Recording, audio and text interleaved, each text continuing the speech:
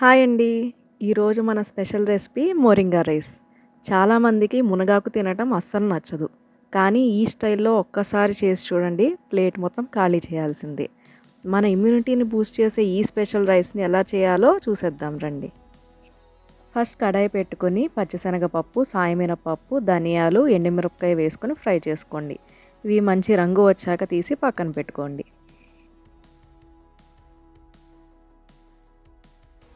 ఇప్పుడు అదే కడాయిలో ముందుగా శుభ్రంగా కడిగి పెట్టుకున్న మునగాకు వేసుకోండి. ఈ ఆకులో ఉన్న పచ్చివాసన పోయి కాస్త క్రంచీగా అయ్యే వరకు ఫ్రై చేసుకోండి.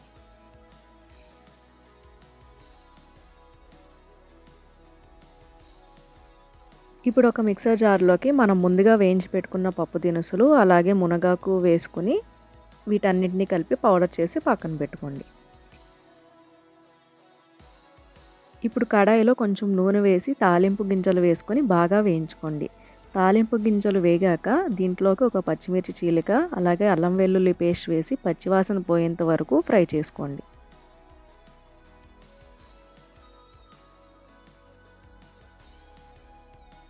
అలాగే కొద్దిగా పల్లీలు వేసుకొని వీటిని కూడా వేయించుకోండి. ఇప్పుడు ఇందులోకి సన్నగా కోసిన ఉల్లిపాయ ముక్కలు, బంగాళదుంప ముక్కలు, క్యారెట్ ముక్కలు వేసుకోండి. దీంతో పాటుగా రుచికి సరిపడా ఉప్పు, పసుపు వేసుకొని కలుపుకోండి. వీటిని ఒక 10 నిమిషాల పాటు మూత పెట్టి ఉడికించుకోండి.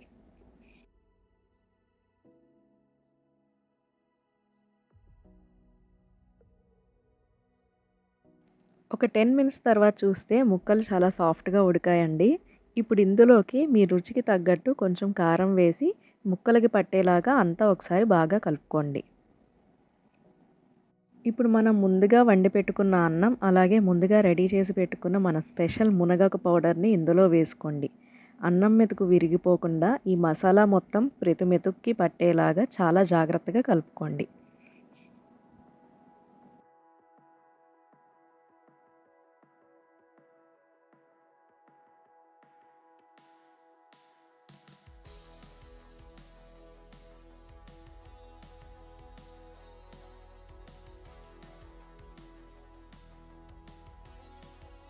అంతే అండి.